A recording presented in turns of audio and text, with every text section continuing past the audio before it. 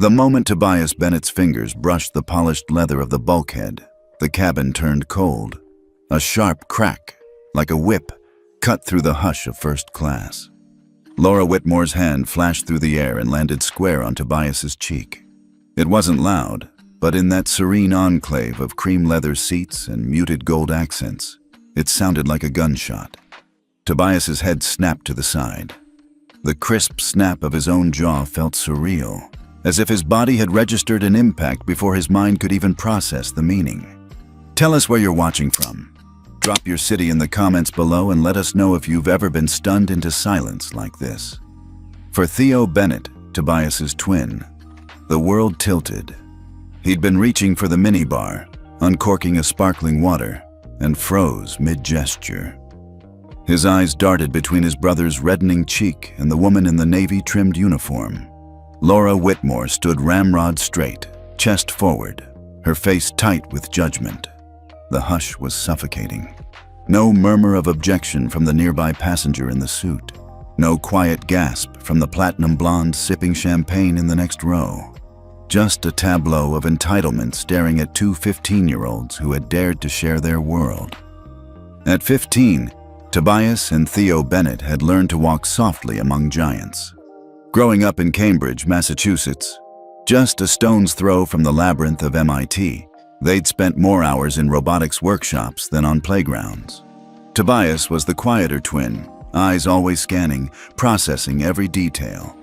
Theo, lean and restless, wore his curiosity on his sleeve, always asking the next question, always pushing boundaries. Their latest triumph, winning the statewide AI for Good Innovation Challenge, had earned them a rare luxury ticket. Seats in first class on Astraeus International's Zurich to Boston flight, an honor normally reserved for CEOs and celebrities. Now Tobias sat stunned, the weight of that privilege slamming into him like a tidal wave of shame. This wasn't recognition, it was repudiation. His hand hovered over his cheek, as if touching it might somehow reverse the slap. Theo planted both feet on the plush carpet, fists clenched at his sides, but his lips quivered with the force of everything he wanted to say, and couldn't. I shouldn't have touched that panel, Tobias thought, but his mind rebelled. Why did a simple gesture of curiosity become an act of trespass? The cabin lights glinted off the polished, burled wood trim of their private suite. And for a moment, Tobias remembered the invitation letter from the Global Youth Ethics and AI Forum, waiting in his locker back home. He and Theo had dreamed of this moment, of stepping onto a world stage to speak about how technology and morality must advance hand in hand. Instead, they'd found themselves in a gilded cage of prejudice. The hush deepened. Every passenger held their breath, watching. The gentle hum of the Rolls-Royce engines beyond the porthole was the only other sound. Tobias's throat burned. His vision narrowed to the uniformed figure before him. "You," Laura hissed, voice low but sharp, "don't belong here." A bead of sweat traced down Tobias's neck. He looked at Theo, his mirror image, his other half, and saw the same mixture of fear, anger, and disbelief reflected back. Theo took a half step forward, like a boxer entering the ring. "Sir," Theo said, voice quavering, "we've done nothing wrong." Laura's lips curled into a tight, superior smile. "You've got 5 minutes to explain yourselves, or you'll be escorted off this aircraft." She turned on her heel and clicked her heels together, an exclamation point on her command. Nor did the crew stir, except for a flight attendant who hovered at the far aisle, eyes downcast. She knew Laura's reputation, high maintenance, unafraid to throw her weight around, but she also knew this wasn't about safety. It was about control. Tobias swallowed hard. "I'm sorry," he began, voice small in that cavernous space. We have the right to be here." Solitude pressed in on them. The rest of the world, even sprawled out in the same room, felt light years away. Tobias let his eyes travel to the sleek laptop screen of the banker 2 rows over, then to the diamond-encrusted bracelet glinting on the wrist of the woman in 2C. He saw himself and Theo through their eyes, intruders, interlopers, liabilities. He wanted to tell them who he was, what he'd built in his school's lab. The late nights Theo and he had spent wiring microcontrollers for their ethics monitoring drone. He wanted to shout, "We're not thieves, we're your future." But his voice died before it left his lips. Instead, he turned to his brother. "Theo, I'm sorry." Theo bristled. "Don't be sorry, I'm the one who's sorry," he snapped, though his eyes shimmered with unshed tears. "Sorry that this is our world now." They'd spent their lives learning from the giants at MIT, attending workshops, sitting in on lectures, building robots programmed to detect bias in hiring algorithms. But nothing in their curriculum could have taught them how to weather this kind of storm. Moments passed. The flight attendant at the back, the kind-faced one whose eyes flicked nervously between Laura and the Bennett twins, finally stepped forward. "Miss Whitmore, perhaps we should—" But Laura cut her off with a dismissive wave. "No, I'll handle it." Tobias felt the urge to scream, to cry out for help, but his voice lodged itself in his throat.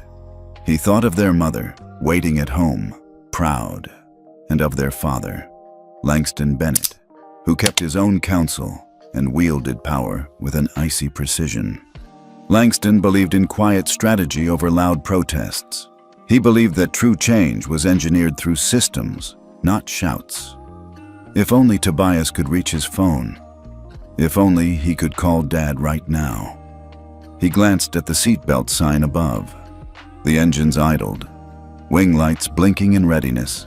In another moment, this plane would be barreling down the runway toward takeoff, toward Boston, toward the conference where they were supposed to be honored.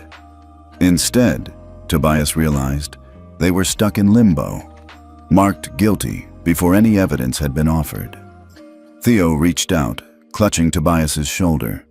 The gesture was simple, but in that fractured moment, it was everything. A promise of solidarity, a shield against despair. Tobias met Theo's gaze and nodded. They would not break here. They could not. "Fine," Tobias said quietly, voice steadier than he felt. "Let's just get through this." Laura's lips twisted. "Collect your bags," she said to the flight attendant, "and prepare to deplane."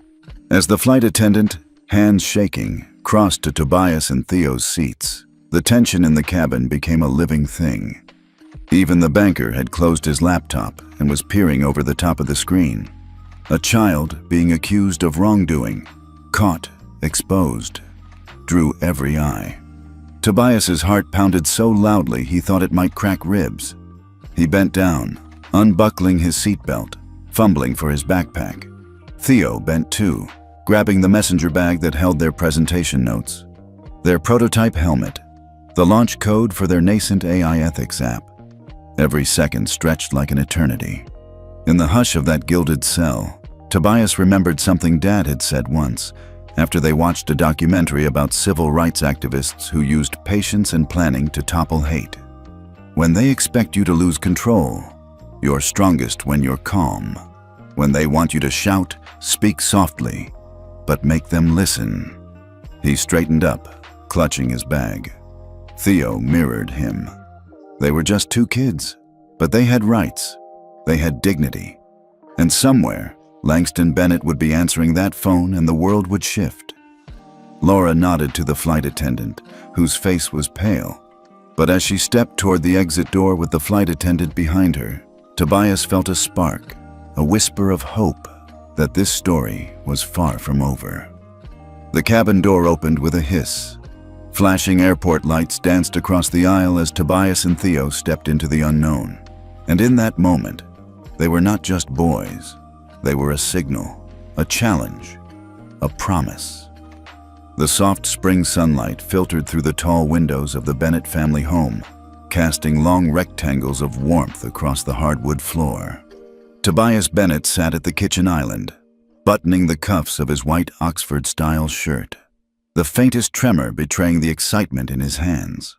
Across from him, his twin brother Theo balanced a mechanical pencil between his fingers, tracing the logo on the invitation envelope once more, as if it were a priceless artifact. "Can you believe this?" Theo murmured, eyes bright. We're actually going to Boston. First class, no less. To talk about ethics and AI. Tobias offered a small smile, echoing the energy in his brother's voice.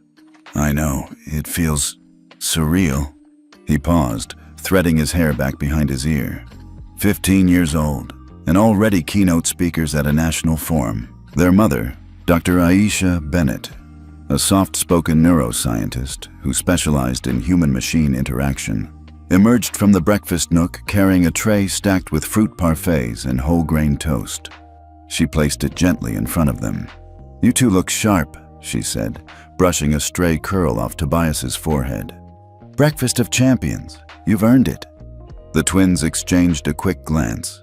Their mother's pride was a familiar comfort. Her belief in their potential had carried them through countless late-night coding sessions and impromptu presentations at their local high school.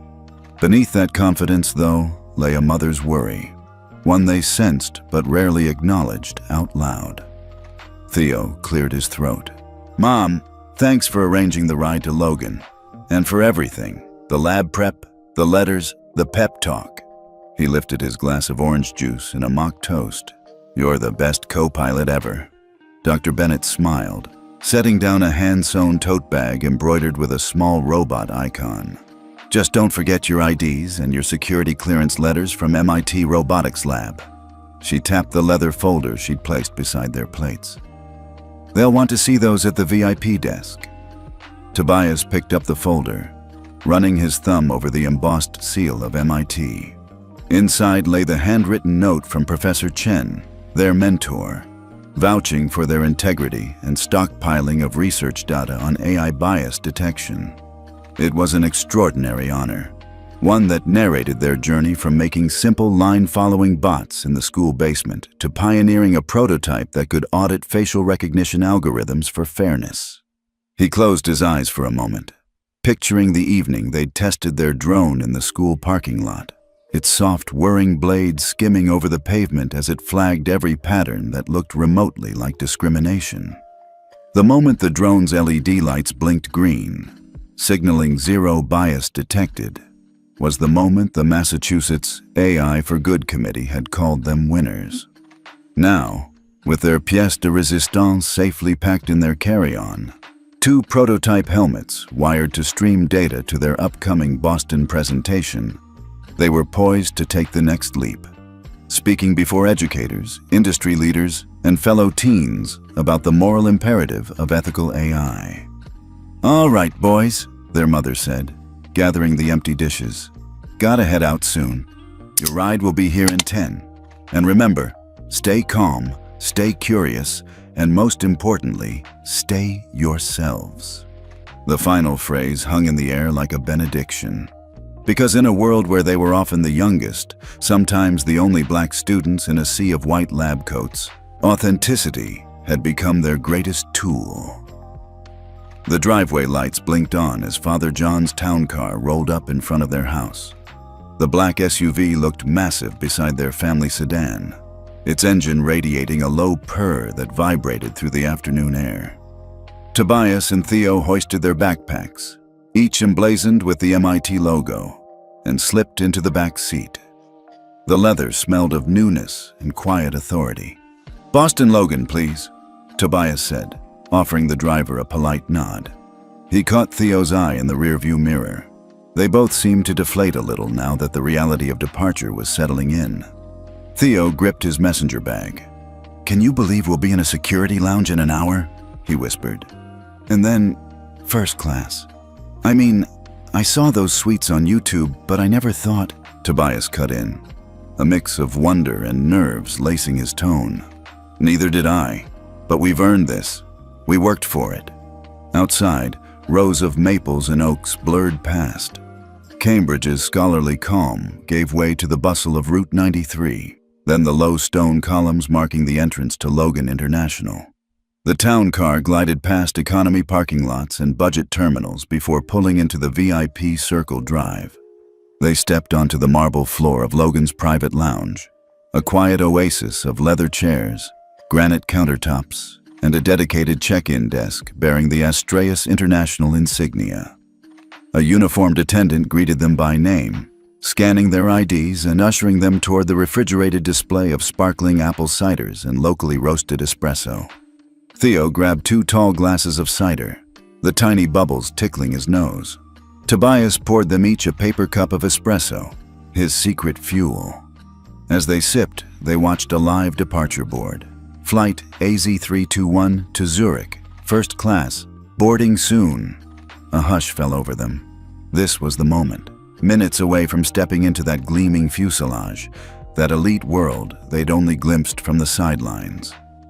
They let themselves breathe it in, the outbound flight pattern humming overhead, the gentle murmur of well-heeled travelers, the rich scent of freshly baked scones wafting from the kitchen.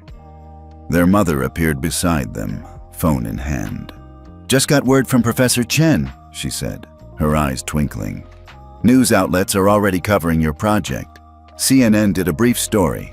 Teen innovators tackle AI bias." She passed them each a tablet displaying the clip. Tobias and Theo, beaming, standing next to their drone prototype, explaining how it could scan hiring software for discriminatory patterns. Theo let out a low whistle. "Wow, we're on TV." Tobias touched the screen, watching himself explain the importance of transparency in algorithmic design. "We have to be ready," he said softly. "Not just to talk about the tech, but to answer questions about real-world impact, jobs, fairness, even ethics of enforcement." Their mother nodded. "And remember, speaking softly can be as powerful as raising your voice. Those viewers are listening for your heart, not volume." She leaned in and kissed each of their cheeks. "Go show them what you've built and who you are." A buzzer sounded. "Flight AZ321 to Zurich now boarding first class." The attendant led them through a velvet rope and toward gate B14, their badges granting them a direct path onto the jet bridge. Each step rattled their nerves into sharp focus. They climbed the narrow stairs onto the Airbus A350, stepping into the cocoon of cream-colored leather seats enclosed by sliding privacy doors. Tobias's breath caught. Polished walnut trim, a built-in minibar stocked with mixers, noise-canceling headphones resting on plush pillows. The cushions looked brand new. The fine stitching spoke of luxury they'd only ever seen in magazines. Theo's eyes widened. "We did it," he breathed. "We're actually here." A flight attendant, smiling, professional, greeted them at the entrance. "Welcome aboard, Mr. and Master Bennett. It's an honor to have you with us today." She scanned their boarding passes again and guided them to seats 2A and 2B. "Please make yourselves comfortable. We'll begin our pre-departure service shortly." They settled in, hearts racing, as Tobias slid into his seat and flipped open the interactive screen. Inside the armrest lay a brochure describing the flight's amenities.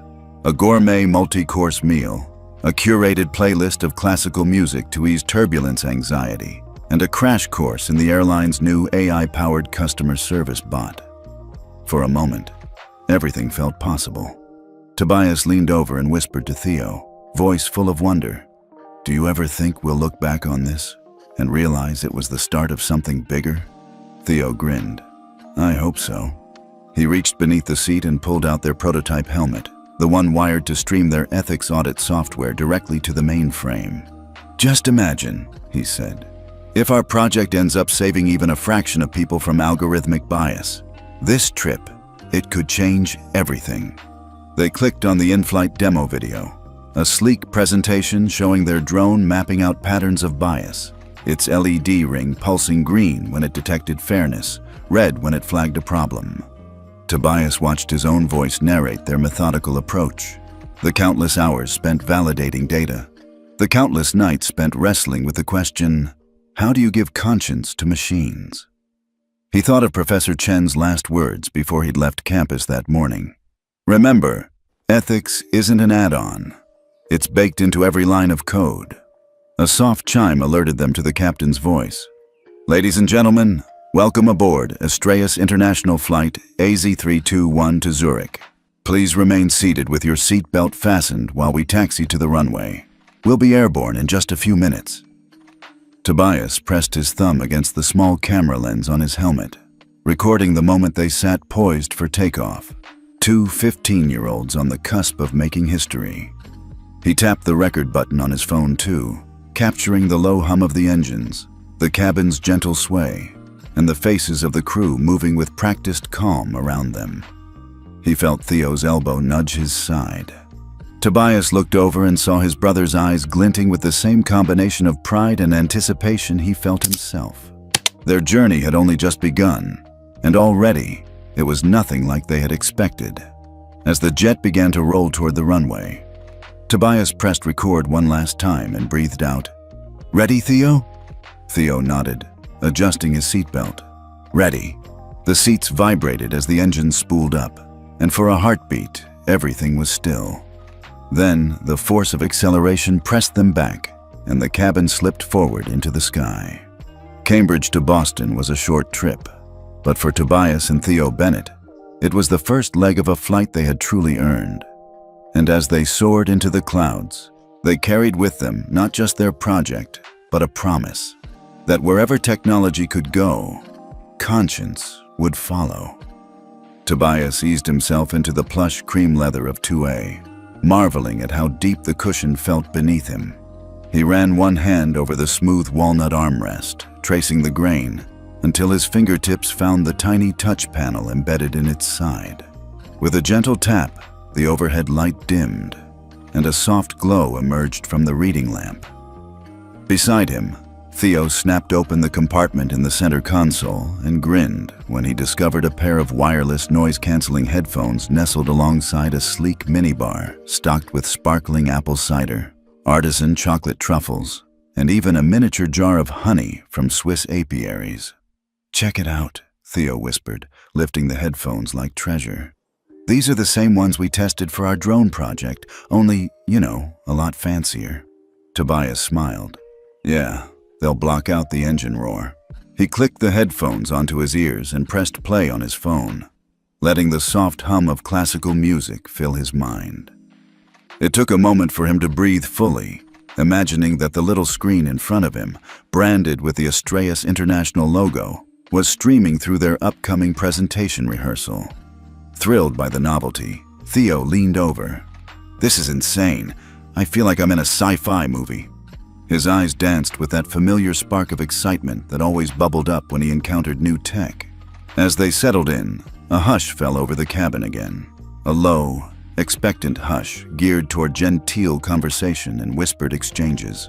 Tobias glanced up from the touchscreen menu, taking in the other passengers. A retired diplomat polishing his silver watch, a film producer tapping plot notes into a tablet, a couture-clad woman in 3C adjusting her silk scarf. Tobias cleared his throat and whispered, "Ready to pick a movie?" Before Theo could answer, a voice lilting with acoustic disapproval drifted over the armrest wall. "Excuse me." They both turned toward 3C, where the woman in the ivory Chanel jacket glared at them. She was impeccably groomed, hair swept back in a smooth chignon, nails lacquered the palest pink, and every inch of her posture broadcast ownership of this space. In one hand, she held a flute of chilled champagne. In the other, a monogrammed leather tote. Tobias offered her a polite nod. "Hi there." The woman's lips curved into a polite, dismissive smile, one that didn't reach her eyes. "I'm sorry," she said, voice soft but seething with reproach. "But shouldn't you two be elsewhere?" Theo bristled. He was 15, yes, but he'd spent enough time presenting to tough undergraduate panels and skeptical grant committees to know a challenge when he saw it. "We have the same tickets as everyone else," he replied evenly. The woman's brow lifted. She turned her head slightly, addressing Laura Whitmore, who hovered nearby in her navy-trimmed uniform. "Perhaps someone should verify that these boys have legitimate boarding passes?" A flicker of triumph passed across Laura's face. She crossed her arms, eyes narrowing at Tobias. "If you don't mind," she said, tone frosty, "let me see your boarding passes." Tobias felt his heart tick up. He unclipped the lanyard around his neck and held out his card, an embossed platinum pass with his name and photo. Theo produced his identical twin card. Laura inspected them, lips pursed. "These are valid," she acknowledged, handing them back. but I'll be keeping an eye on you." With that, she turned on her heel and moved down the aisle, her heels clicking with an almost triumphant echo as she passed the other first-class suites. Tobias set his card back in his breast pocket and exhaled. "Wow," he muttered. "That was ungodly," Theo finished for him. He leaned back and studied the cabin's mood. Many of the passengers had resumed their magazines or screens, but Tobias caught a few sidelong glances, some sympathetic, others curious, a handful with that same expression of thinly veiled contempt he'd seen moments ago. He closed his eyes, letting the classical music in his ears anchor him. "Ignore it," he said quietly. "They don't matter." Theo frowned, but nodded. "You're right. Let's—" A sudden jolt drew both of them to the window. The Airbus's wheels had begun to roll, taxiing toward the runway. The engine spooled up in a reassuring rumble. The cabin lights dimmed further, and the captain's voice crackled over the intercom, polite and gentle. "Ladies and gentlemen, welcome aboard Flight AZ321 to Zurich. We'll be taking off shortly. Please ensure your seat belts are fastened." Tobias clicked his belt into place, eyes drifting back to the woman in 3C. She swirled her champagne glass and gazed out the window, shoulders squared as though this entire incident had never happened. He swallowed and turned to Theo. "Hey," he whispered. "Let's focus on the presentation notes I sent to your tablet. Remember what Professor Chen said. Keep it tight, keep it hopeful, keep it real." Theo nodded, blinking back tension. He tapped on his personal tablet, pulling up the slides they'd rehearsed. Slide 1, the problem of unchecked algorithmic bias. Slide 2, their drone's technical specs. Slide 3, the early results. Tobias leaned forward, and together they rehearsed the first few lines in soft whispers so no one else could overhear. Tobias, softly. "Good afternoon, everyone. We're honored to be here as the youngest speakers at this forum." Theo, quietly. "And we believe that as AI grows, so must our responsibility to ensure fairness." They repeated it twice, nodding to each other. Theo's voice was steadier on the second take. Tobias felt his own resolve harden. Then, as if on cue, Laura reappeared at their side, arms folded. "Your in-flight entertainment starts now," she said, voice clipped. "The cabin doors are closed. If there's nothing else—" He lifted his hand. "Actually, would it be possible to see a demonstration of the seat's recline function? It's my first time on this model." Laura's eyes narrowed. For a moment, Tobias feared she would refuse, but she drew a slow breath. "Fine. Under that tray table is a manual. You can read it." "Thank you," Tobias said, voice calm. He didn't mention that he'd already watched a dozen unboxing videos the night before. He leaned down, flipped up the tray table, and consulted the tiny diagram. With a click and a soft hiss, the seat back shifted into a full lie-flat position. He tested it gingerly, then returned to the upright setting. Theo laughed softly, like a sigh of relief. "Okay, that was worth it." Tobias straightened. "Yeah, and look."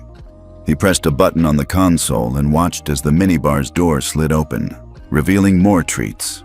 Artisanal nuts, gourmet cheeses, even a tiny bottle of Vermont maple syrup.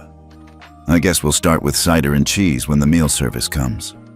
He popped the top on a cider and offered one to Theo. They clinked glasses, silent solidarity in the face of condescension. Theo took a sip, eyes closed, savoring that sweet bubble outside. The jet accelerated into the sky. The cabin tilted, and the world fell away beneath them. Tobias pressed his palm against the window, feeling the rush of air miles below, and thought, "We earned this. We belong here." He turned back to Theo. "You know," he said, voice steady, "they can whisper, they can judge, but in here, it's our turn to shine." Theo's grin was genuine now. "Let's do it." They sat together, two 15-year-olds on their way to changing the conversation about ethics and technology, undaunted by that single hateful glance, determined to prove that belonging wasn't measured by privilege, but by purpose.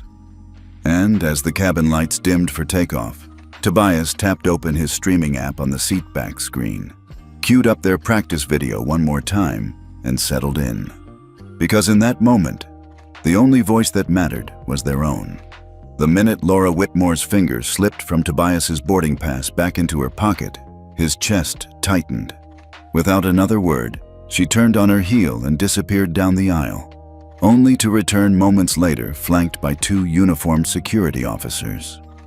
"Mr. Bennett, Master Bennett," she said, voice low but carrying through the hush. "You're to come with us."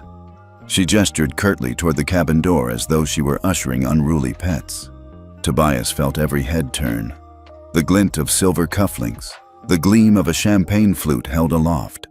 Everyone was watching, sizing up the spectacle. Theo's hand closed over his brother's sleeve. "What's happening?" he mouthed, panic flickering in his eyes. Laura didn't give them time to answer.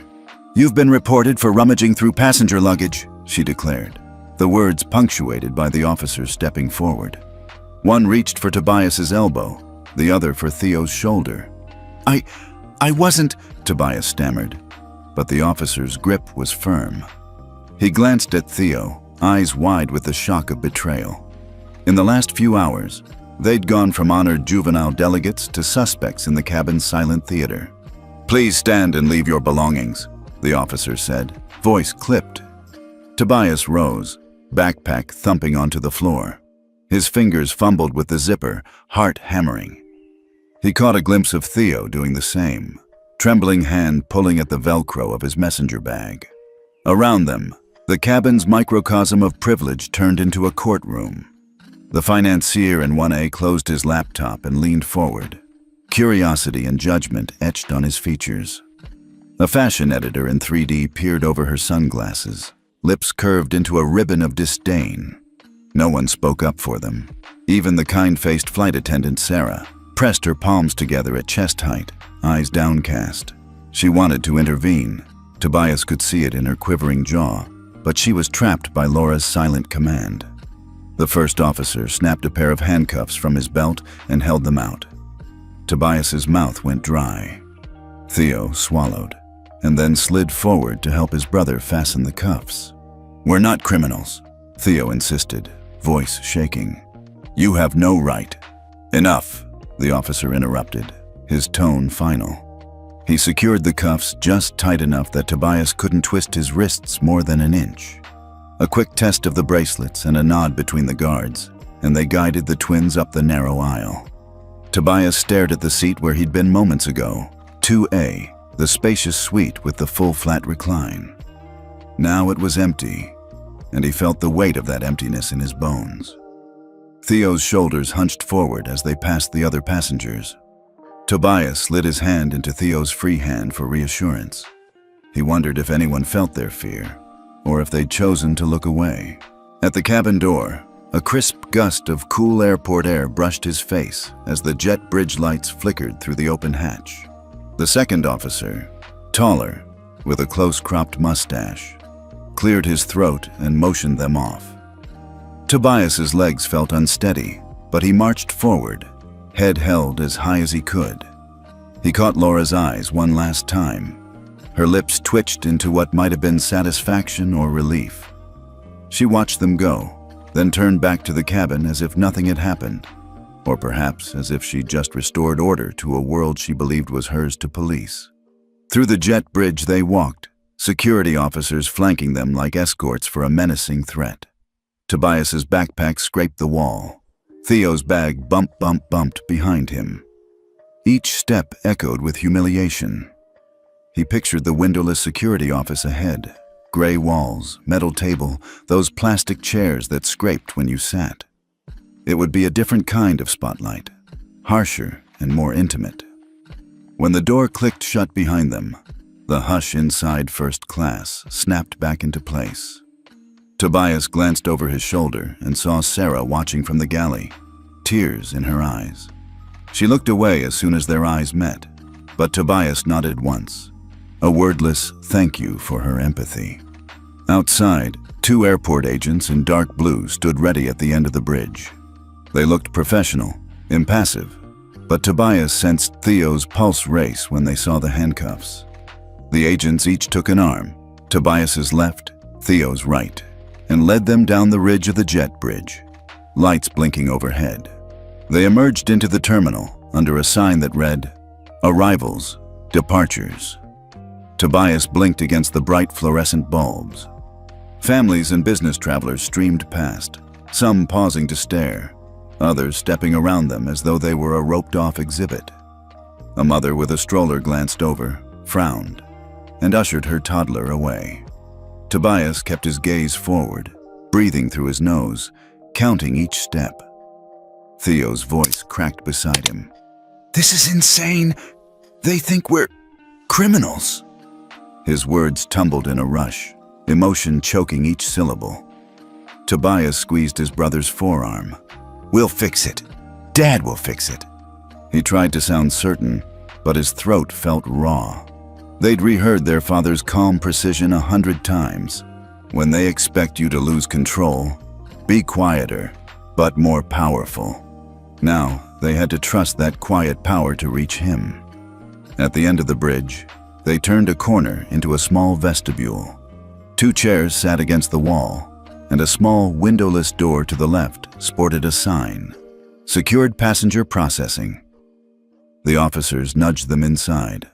The room smelled of disinfectant and stale coffee. A single metal table stood in the center, lit by a bare bulb swinging overhead. Tobias and Theo sat side by side, their hands still cuffed. One of the officers closed the door and leaned against the wall, checking his phone. Theo lifted his chin. "I'm not bowing my head," he said, voice fierce in the tiny room. "They can't treat us like this." Tobias exhaled and ran a hand through his hair. "We don't have a choice now." He gestured at the handcuffs. "But we'll get through this." Behind the table, a clerk in plain clothes keyed on a computer, fingers tapping lightly. "Names, birth dates, addresses," he instructed without looking up. They recited the words with hollow voices. Tobias watched the blinking cursor as the clerk typed their information. Each keystroke felt like a final nail in the coffin of their dignity, but also a record they would challenge. When the clerk hit Enter, the screen displayed, "Possible security threat, pending review." Tobias swallowed.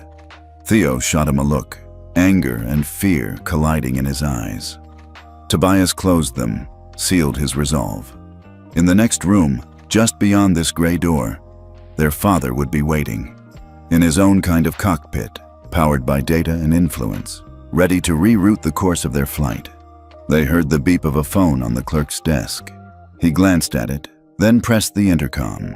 Tobias braced himself. "Purser Michael to the cockpit," the clerk's voice echoed. The overhead speaker crackled. In the distant cabin, Tobias knew Laura would be breathing easier now that the threat was contained. But beyond that, in the bowels of Zurich Airport, 2 15-year-olds sat cuffed to a metal chair, waiting for a rescue of system and strategy, not shouts or protests. Theo leaned in. "You think he'll help?" Tobias's voice was low, unshakable. "He will."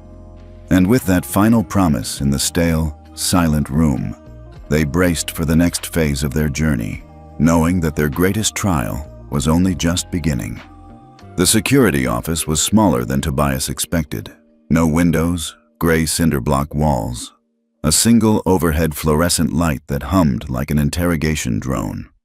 He and Theo sat on plastic chairs bolted to the floor, wrists still cuffed to a metal table between them. The click and whirl of an air vent overhead was the only soundtrack besides the distant murmur of the terminal beyond the steel door. A guard in a navy blazer and crisp tie leaned forward, elbows on the table, eyes flicking between the twins. He cleared his throat. "All right, kids," he began, voice flat. "We need to know how 2 15-year-olds end up in first class without, how do I put this, special credentials. So tell me, how did you get those tickets?" Tobias swallowed. The question felt somehow both absurd and accusatory. He looked at Theo, pale, hunched over, shoulders shaking as though he might collapse under the weight of embarrassment. Tobias drew a breath. "Sir, he said, voice low but steady. Our father bought the tickets. He works with the airline's partners. He's an investor in their ethics fund. They gave us first-class seats for speaking at a youth AI ethics conference in Boston. The guard's expression didn't soften. Instead, he tapped a pen against the tabletop. Investor, huh? That doesn't explain why you're here now. He glanced at the monitor behind him, which displayed a security camera feed of the cabin. 2 boys in seats 2A and 2B, smiling before the moment everything went wrong. According to their report, you were seen fiddling with passenger luggage. That's theft territory. Wouldn't you say? Theo's lip quivered, a single tear tracking down his cheek. He leaned forward, voice cracking. We didn't touch anyone's bag. I wasn't even near their stuff. He swallowed and shook his head. I was just sitting. The guard sighed and rubbed his temple. Look, I don't want to be here all day parsing truth from kids' stories. But first class isn't a playground. It's a privilege. So, I gotta ask, what were you doing up there? Tobias pressed his palms flat against the table, fighting the tremor in his fingers. We were invited. We had our passes. We were working on our presentation, testing the cabin's AI-powered lighting controls as part of our ethics research. He hesitated, then added, we were respectful. We didn't bother anyone. Respectful, the guard echoed, tone skeptical. He leaned back and folded his arms. Yet here you are, dragged off a plane like common criminals. You tell me, does that feel respectful? A cold flush crept up Tobias's neck. He clenched his jaw, eyes locked on the scuffed linoleum between them. No, he managed. It doesn't. The guard nodded slowly. That's your answer then. You're too young to know better, I guess. He looked at Theo, whose shoulders trembled so violently Tobias feared he'd catch him in his arms. What about you, kid? He said, pointing at Theo. What do you think? Theo swallowed, wiping his cheek with the back of his hand. I feel like they're saying we don't belong. Like our voices, our work, our achievements. They don't matter because of how we look. His voice broke, and he covered his face with both hands. The guard sighed again, a rare crack in his professional armor. He glanced at Tobias. You hear that? You hear what he's saying? This isn't about safety. It's comfort zones. He looked away, as though wrestling with a conscience. But rules are rules. If I let you go, I'll get in trouble. So, we do this to keep order, to keep the cabin safe for the paying customers. You and you, he jabbed a finger at their chests, make people uncomfortable up there. That's our job. Tobias felt a wave of shame wash over him. He'd fought so hard to prove that technology could detect and correct bias. But here, bias had caught him entirely off guard. He straightened in his seat, shoulders back. So because we're different, it's okay to treat us like threats? The guard's jaw ticked. He rubbed his forehead and closed his eyes. I didn't say that. I said I'm following orders. His voice softened. But if I owned the airline, maybe I'd do things differently. Maybe I'd listen to you. Tobias's heart twisted. For a moment, the guard looked tired, like a man who'd worn his uniform too long, who'd seen too many incidents that weren't really incidents at all. Tobias wanted to stand, to shake him, implore him, but he stayed seated, chest tight. Theo peeked through his fingers. Why? He whispered. Why do they care so much about first class? The guard met his eyes. Because it's rarefied air. People paid a lot for that seat. They expect safety, but they confuse entitlement with safety. They think discomfort, seeing you here, is dangerous. It isn't. He stood, sighed, and unholstered a pair of scissors. Let me take these off at least. He clipped the cuffs off Tobias first, then Theo. The metal rings fell away like chains. Tobias rubbed his wrists, flexing his fingers. Theo did the same. The guard placed the handcuffs on the table. You kids go. Just don't come back up there. He looked at Tobias. Tell your dad he should have the cabin shame training updated. I mean, real training. Tobias hesitated, then nodded. I will. He sounded small, but he felt the weight shift inside him. Less humiliation, more resolve. Theo cleared his throat. "Thank you." The guard nodded once, then stepped back. "Get out of here before I change my mind." He opened the door. Tobias and Theo walked out into the harsh white light of the terminal corridor. The breeze of the main area hit them like a shock.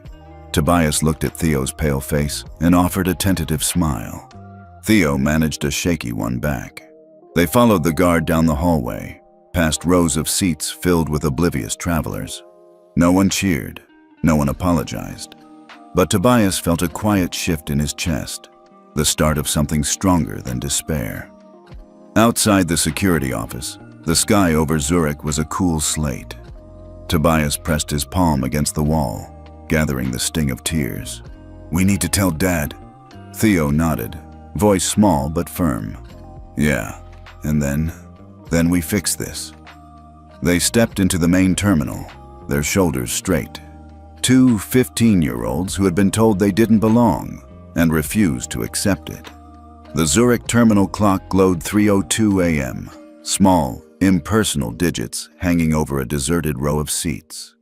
Tobias and Theo sat huddled on a bench, the flash of emergency exit signs painting their faces in intermittent red. Their backpacks lay at their feet, heavy with prototypes and presentation notes they'd never reached Boston to share. Tobias's throat felt raw. He pulled his phone from his pocket. One bar of service. He tapped Dad, heart pounding so hard he thought Marcus Bennett might hear it through the speaker. "Hey, Dad," Tobias said, voice cracking. He pressed the phone tighter. "It's Tobias." "Son, it's late. Everything okay?" Marcus's calm timbre crackled through the line, a CEO's poise wrapped in a father's concern. "No," Tobias choked. He glanced at Theo, whose shoulders shook with stifled sobs. They slapped us, Dad. A flight attendant, right across my face. Then they had security drag us off the plane." He swallowed, fighting for air. "They're holding us in some back room, like criminals." Silence stretched. 5 seconds, then 10. Tobias counted. Each second a hammer blow. He felt Theo's hand tighten around his. Finally, Marcus's voice cut in, measured and quiet. "Where is the crew?" Tobias blinked. "The crew?" "Yes," Marcus repeated, each word deliberate. "The flight crew, the purser, the attendant. I need their names and positions." Tobias frowned. "Dad, it's not about them. They made a false accusation." "Answer the question." Marcus's tone steeled. "Now." Theo looked at Tobias, bewildered. Tobias exhaled and spoke clearly. "The purser was Michael Davies. The attendant was Laura Whitmore." He rattled off their positions. First-class purser, lead flight attendant. Every syllable a lifeline back to hope. "Good," Marcus said softly. "Stay put. Don't let anyone approach you. I'm pulling every string I have." Tobias felt a knot in his chest loosen. "Dad, thank you." "Don't thank me yet," Marcus replied. "I'll have this plane returned to the gate within minutes. Security will meet you there. Keep your heads down. Stay calm. I'll handle the rest." Tobias leaned back, phone pressed to his ear. The terminal felt suddenly spacious, the harsh lights a little less cold. Theo exhaled. A long, shaky breath. "Can you really do that?" Theo whispered. Tobias nodded, though Marcus couldn't see it. "Dad said so." He closed his eyes, letting the words settle. "Stay calm. I'll handle the rest." A glimmer of relief flickered, a beacon in their midnight ordeal. Marcus's voice came one last time. "I love you, boys. Hang tight." "I love you too, Dad." Tobias ended the call and tucked the phone away. He looked at Theo, whose eyes shone with gratitude. In that moment, the twins weren't just abandoned kids in an airport. They were children with a champion. The distant rumble of airport equipment shifted, and somewhere, a gate agent's voice crackled over the PA. Flight AZ-321 returning to gate B-14. Tobias stood, drawing Theo up with him. Theo brushed his tears away and squared his shoulders. Tobias offered his brother a small, determined smile. They might have lost their seats 5 minutes ago, but now they had the promise of their father's return. And that was worth fighting for. Langston Bennett's home office was quiet at 3:15 a.m., the only light coming from the cityscape beyond his floor-to-ceiling windows. A single lamp illuminated his polished mahogany desk, where 2 monitors glowed against the darkness. One displayed the real-time security feed from Flight AZ-321's first-class cabin. The other, his secure Ethos Core founder terminal. He had answers now. The purser's name, the attendant's name. He knew exactly who had orchestrated the twins' disgrace. There was no room for anger here, only precision. Langston tapped a customized keypad beside the monitors, drawing up a prompt in bold red letters. Ethos Core V1.0, Founder Override. Enter Override. Code. His hand hovered for a moment over the biometric scanner. He closed his eyes, centered himself. This was the tool he'd helped build a decade ago so that no organization could hide behind bureaucracy when ethics were at stake. Tonight, he would prove its power. 15 years of development had led to this moment. He pressed his thumb to the scanner, then keyed in Override E5X Bennett. A soft chime confirmed his identity, and the screen shifted to the Flight AZ-321 compliance profile. He watched as the cabin's ethical conduct score tumbled from a pristine 98.7 to 22.4, a plummet so sudden it stuttered the charts. Next to the score, a status message blinked. Engine X severe violation. Ethics, lockdown mode activated. Langston allowed himself a single breath of satisfaction. With one command, he had stripped Astraeus International of its unearned sheen. A second window opened, outlining the immediate consequences. Tier 1. Lockdown. All AI-driven cabin services disabled. ESG funding hold. 1.7B in syndicate credits frozen. Partner review. Automatic notification to 41 global ESG partners. He didn't need to see the numbers, he felt them. The storm was already gathering. Outside his office, the hum of Boston's late-night traffic reminded him this was more than a corporate maneuver. It was a father defending his children, a man refusing to let prejudice go unpunished. He leaned back, pensively scrolling through the cabin feed. Tobias's still form, eyes wide with fear, Theo's trembling frame. In that moment, the cold data on his screen translated into raw humanity. Ethos Core sent automated messages to every stakeholder, a quiet, devastating ripple through the financial world. Within seconds, trading terminals at partner banks flashed red, and an email from the EU Aviation Board arrived, requesting an emergency ethics briefing. Langston minimized the video feed and allowed himself a moment to steel his resolve. He typed a short memo to his executive assistant, Chloe. Activate crisis response team. Prepare press statement. Stellara International holding Astraeus accountable. I want a full audit protocol in Geneva by 9 a.m. He hit send. Then he reached for his phone and dialed the head of operations at Zurich Airport. David, he said, voice calm but unreadable. This is Marcus Bennett. You have 9 minutes to return Flight AZ-321 to the gate, ground the crew, and secure the cabin. I've marked this a national security risk under the new ethics lockdown policy. Do it now. The line went silent for a heartbeat. Yes, sir, David stammered.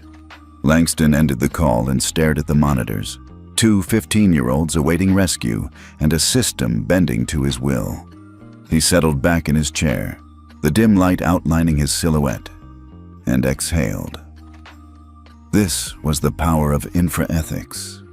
The quiet click of accountability in a world that too often whispered injustice. Tonight, the code had spoken louder than prejudice ever could. Langston Bennett leaned forward as the first ripple hit his Ethos Core dashboard. At exactly 3:24 a.m., 9 minutes after entering his override code, a cascade of red icons began blinking across the screen. On the left, the global airline network map shuddered as 4 major carriers, Astraeus International, Celeste Wings, Horizon Skyways, and Viridian Air, saw their ESG funding pools instantly locked. A total of $1.7 billion in ethical investment credits froze in place, unable to move until each airline submitted to a compliance review.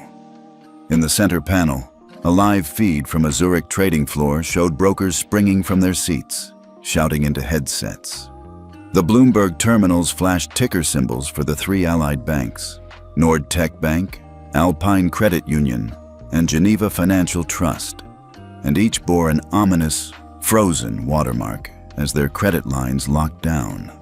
The hum of conversation turned into a roar of confusion and panic.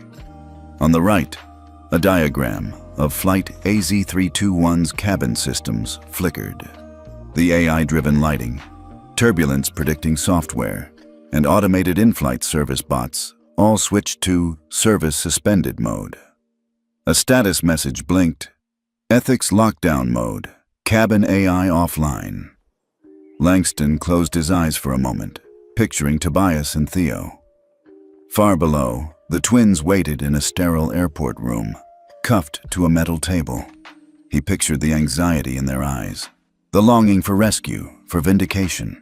With one silent command, he had altered the course of their ordeal. Back on board, Purser Michael Davies stood in the galley, staring at his tablet in disbelief. The intercom crackled overhead. "Attention cabin crew, all non-essential systems are to remain offline until further notice. We are returning to gate B14. Michael's mind raced.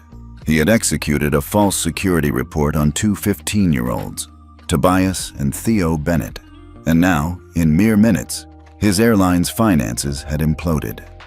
Champagne glasses rattled in cart aisles as attendants struggled to keep calm. Sarah, the junior flight attendant who had borne witness to Tobias and Theo's humiliation, blinked back tears. She knew the purge hadn't just been financial. It was a signal that Astraeus International's ethics score had plunged into crisis. She caught Michael's eye and gave him a small, sorrowful shake of the head. In first class, the banker 2 rows over closed his laptop and placed a hand on his forehead. $1.7 billion, he muttered to his wife. Just like that? She sipped her bitter espresso, gaze flicking to the empty seats of 2A and 2B. "They're innocent," she whispered. But no one stood up. In a sleek tower halfway across the world, executives at Celeste Wings huddled around a conference table. Their CEO, Elena Martinez, stared at the live Ethos Core report on a wall screen. Red bars climbed toward the top. A glitching meter marked severe violation. "We need an immediate ethics brief," Martinez snapped. "Put Crisis Council on standby. Inform the board, notify the regulators, and someone get me Langston Bennett." Her voice trembled with urgency. The ripple effect was global. Within 9 minutes, every ESG investor was demanding explanations. Every partner was pulling back collateral, and credit committees had issued automatic holds. For these airlines, the runway to financial recovery was suddenly closed. Back in Zurich, Flight AZ321 coasted down the taxiway in reverse, wingtip lights winking an apology to the runway. The cabin door reopened with a hiss, and the mustached security officer stood at the threshold, shielded by the jet bridge. Tobias and Theo emerged into the corridor, blinking against the bright fluorescent lamps. The mustached officer nodded curtly and lifted the cuffs, freeing their wrists. Behind them, the plane's AI system sat dark. No mood lighting, no digital menus, no autonomous drink delivery. The hush was more profound than the cabin's earlier silence, an echo of accountability. Theo looked back over his shoulder at Michael Davies peering through the small cabin window. The purser's face was ashen.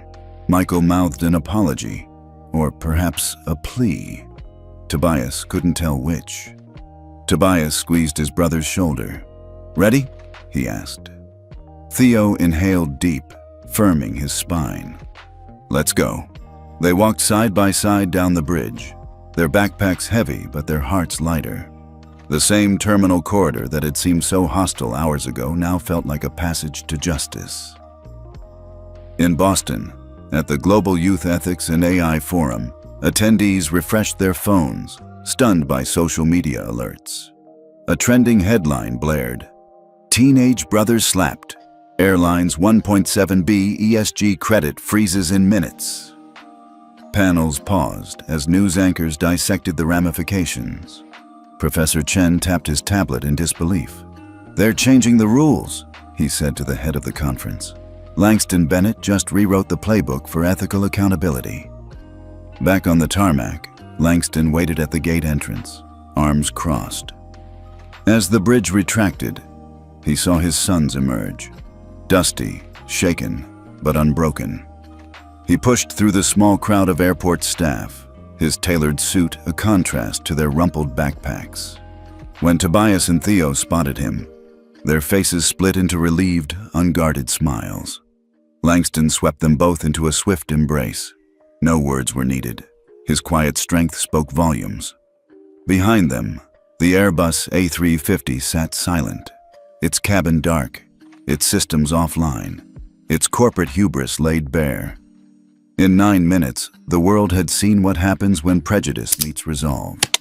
And at the heart of it all were two 15-year-olds who refused to disappear, and a father who refused to let them.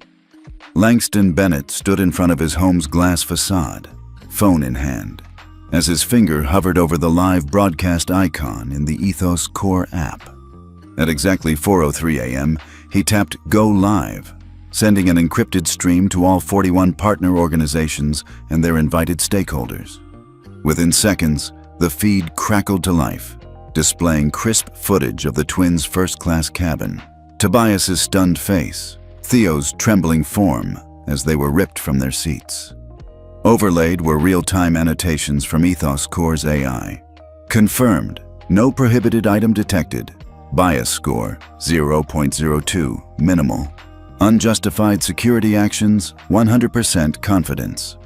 Viewers watched in growing horror.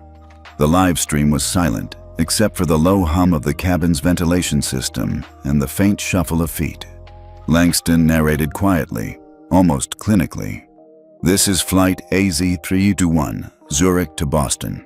2 passengers, ages 15, were subject to a forced removal based on no evidence. AI logs confirm 0 security anomalies. I am Langston Bennett of Verdant Trust ESG Fund. You are witnessing a severe violation of passenger rights and ethical conduct. We demand transparency." On the other side of the Atlantic, ESG committee chairs in London and Paris paused their morning coffee. In New York, impact investors slammed their laptops shut, eyes flashing with anger. Within 10 minutes, over 50 global organizations, from the European Investment Council to the Pan-Asia Ethics Coalition, had issued formal statements demanding access to 7 years of passenger treatment equity data. The live annotations continued. Crew behavior analysis, prejudice detected, high confidence, passenger dignity metric, 12%, unacceptable. As the stream ticked past 15 minutes, Langston cut to a split screen. On the left, the AI annotated cabin footage. On the right, real-time tweets flooding in under #ethics lockdown, #justice for twins, and #passenger equity. In Geneva, the boardroom of the Global Aviation Ethics Alliance erupted into emergency session. Chairs pounded the table. "We need full public disclosure of all Ethos Core cabin monitor logs," demanded Dr. Elise Thompson, chair of the coalition. "This is not just about one flight, it's about systemic reform." Langston ended the stream at 4:28 a.m., confident the data had spoken louder than any press release. He leaned back, watching the initial flurry of public and private responses. Letters to Astrias International's board, calls for independent audits, and legal inquiries filed by civil rights advocates. Meanwhile, Tobias and Theo sat in the VIP lounge at Zurich's Terminal 8, phones in hand. Theo read aloud a statement from the European Securities Commission. In light of the evidence presented by Ethos Core, Astrias International and all affiliated financial institutions must publish their passenger treatment equity reports for the past 7 years. by end of day. Failure to comply will trigger automatic sanctions under global ESG regulations. Tobias exhaled, a mixture of relief and resolve washing over him. They listened, he said softly. Theo nodded, voice still shaky. They can't unsee it. Back at Astria's headquarters, an emergency ethics hearing convened at 8 a.m. local time. Langston joined remotely, his image projected on a giant screen in the boardroom. The airline's CEO, flushed and apologetic, faced a panel of regulators, investors, and civil rights representatives. Regulator: Mr. Bennett, your live stream unequivocally demonstrates a breach of duty and ethics. What remedies do you seek? Langston, calmly: full public disclosure, binding industry-wide ethics standards, and a direct apology to my sons on the airline's official channels.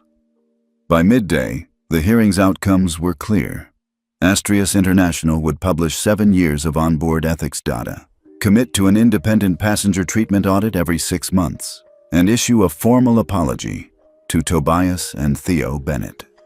As the hearing adjourned, Langston closed his laptop.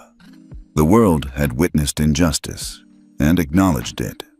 For two 15-year-olds and their father, the public reckoning was more than vindication. It was proof that systemic change could begin with a single act of transparency. By mid-morning, the Grand Marble Hall at the FAA's Washington headquarters was buzzing with anticipation. Banners bearing the new Bennett Protocol logo lined the walls. At a long oak table draped in dark blue cloth, 3 leaders prepared to sign history: the FAA Administrator, the EU Aviation Commissioner, and Marcus Bennett, joined remotely by the Ethos Corps Board of Directors. Tobias and Theo Bennett sat front and center, their 15-year-old faces bright with relief and pride. The FAA Administrator cleared her throat. Today, she began, voice firm, we commit to ensuring that every flight operates not only safely, but ethically. She tapped her pen on the document. AI cabin monitoring. Every passenger cabin must be equipped with discrete, real-time sensors that analyze interactions, tone, and movement to flag discriminatory behavior. Ethics scoring system. Airlines will implement a transparent scoring dashboard powered by Ethos Corps' AI that reports each flight's passenger dignity metric to regulators. Crew recertification. 100% of cabin crew and purser staff will complete mandatory equity and respect in aviation training annually. Across the table, the EU Commissioner nodded. This protocol unites our regulatory frameworks, she said. From Brussels to Beijing, from Boston to Bangkok, every airline under our jurisdiction will adopt these standards by Q1 2026. Marcus Bennett leaned forward, calm and collected. I'm honored to lend my name to these measures, he said, dipping his pen. This isn't just policy change, it's cultural change. We're embedding dignity into every takeoff and landing. He signed, then passed the pen to his sons, Tobias first, then Theo, allowing them to add their names as witnesses. Tobias's hand shook for a moment as the pen pressed into the paper. He glanced at Theo, whose grin tugged at the corners of his eyes. Both boys knew they had helped transform a moment of cruelty into a movement for fairness. Flashbulbs popped as photographers captured the milestone. Reporters pressed forward. Tobias, Theo, how does it feel? A fierce joy bubbled up inside Tobias. He stood, shoulders squared. It feels like justice can be more than a single moment. It can be built right into our skies. Theo chimed in. We hope no one else ever has to be dragged off the plane to make people listen. From now on, the system will listen first. Later, in a quieter corridor, Langston embraced his sons. You two did this, he said softly. You turned fear into action. Tobias pressed his head against his father's chest, the steady rhythms of Marcus's heart filling him with warmth. Across the globe, airlines scrambled to install AI sensors, retrain staff, and recalibrate their ethics scores. Social media buzzed with the new passenger dignity metric, a real-time gauge passengers could check before boarding. For Tobias and Theo, watching these changes roll out was proof that their ordeal had sparked something far greater than themselves.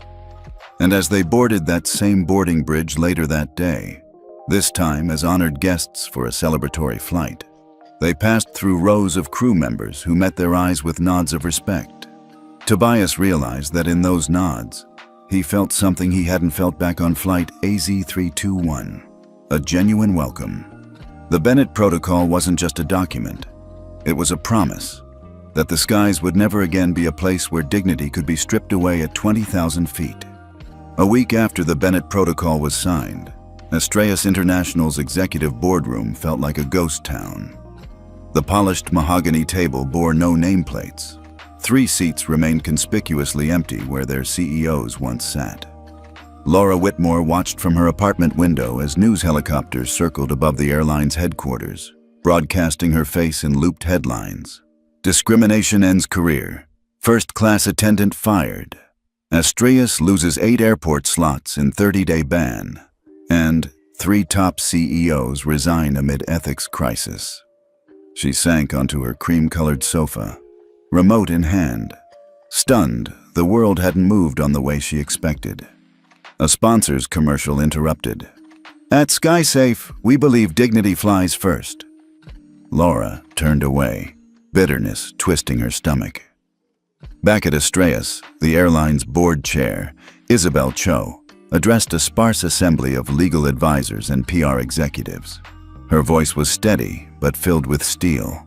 Laura Whitmore's behavior catastrophically breached our passenger policy and global ethics standards. Effective immediately, she's terminated. No appeal. Behind Cho, a wall-mounted screen scrolled Ash Cloud's real-time compliance dashboard. Astraeus's ethics score was still recovering from a drop of 76 points, and the airport access module flagged 8 hubs: London Heathrow, JFK, Frankfurt, Singapore Changi, Tokyo Haneda, Dubai, Sydney, and Toronto Pearson, as suspended for 30 days. Cho tapped the screen. These suspensions will cost us over $18 million in landing fees alone. We've already lost 3 major ESG investors. Our only path forward is transparent reform and swift accountability.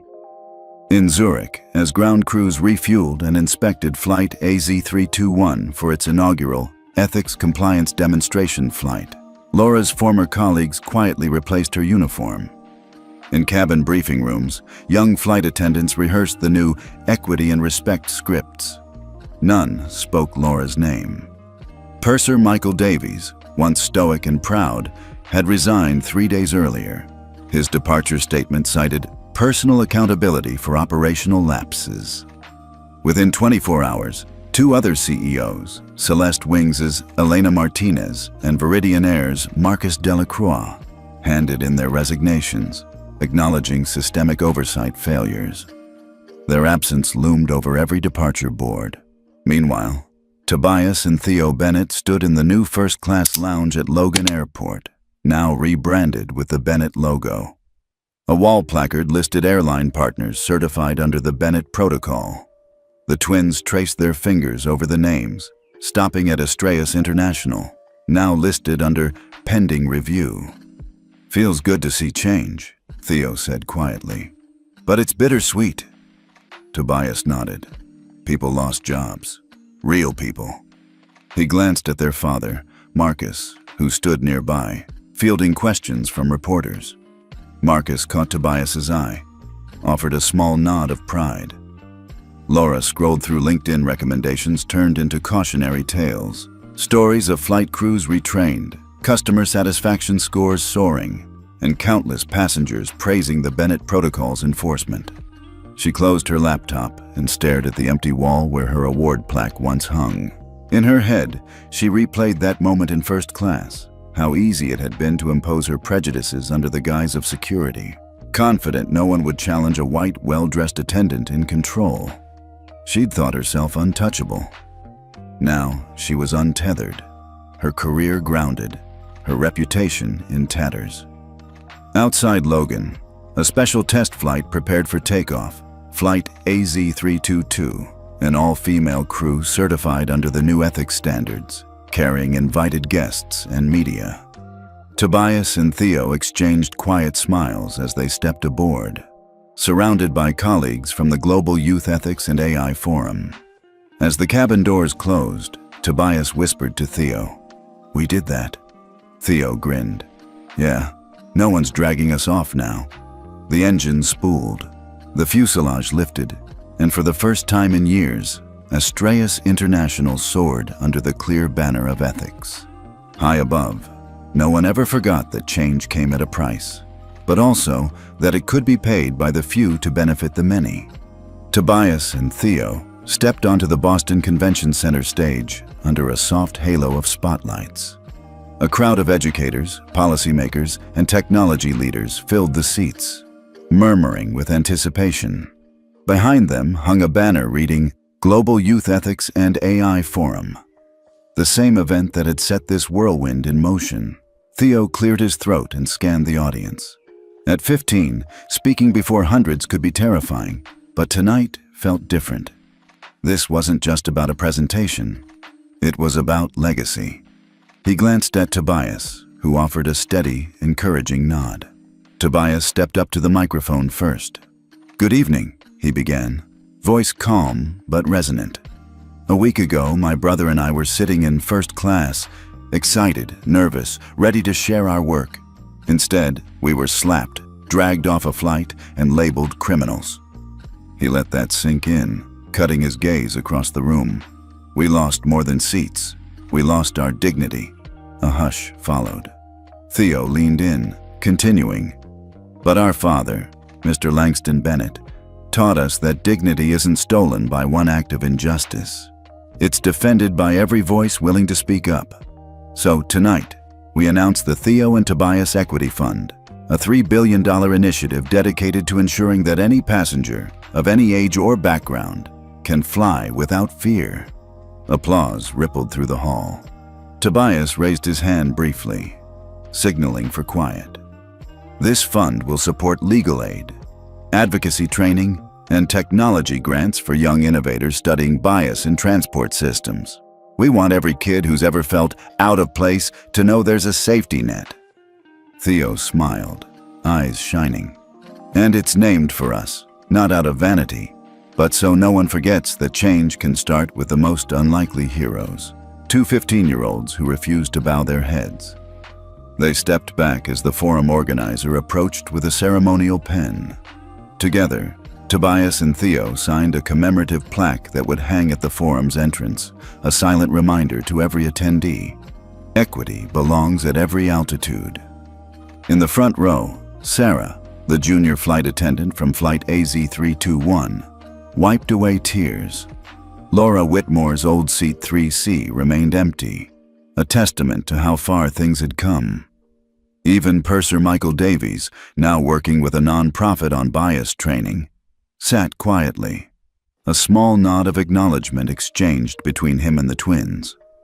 Afterward, as the crowd dispersed into networking receptions, Tobias found a moment alone on the empty stage. He looked out at the rows of seats where their ordeal had begun and ended. Theo joined him, and they linked arms. "Do you think they understand?" Theo asked softly. "I think they feel it," Tobias replied. "When systems fail us, people jammed into windowless rooms, they'll remember this moment." Theo smiled. "We changed altitudes. No more ceilings, no more grounded dreams." They stepped down together, ready to meet mentors, reporters, and friends. Their journey, from humiliation at 30,000 feet to rewriting the rules of the sky, had come full circle. And as they walked off stage, shoulder to shoulder, they carried with them a whisper of promise. Injustice may knock us down, but dignity will always lift us higher. If you were in Tobias and Theo's shoes, what would you do first after that public slap? Let us know in the comments.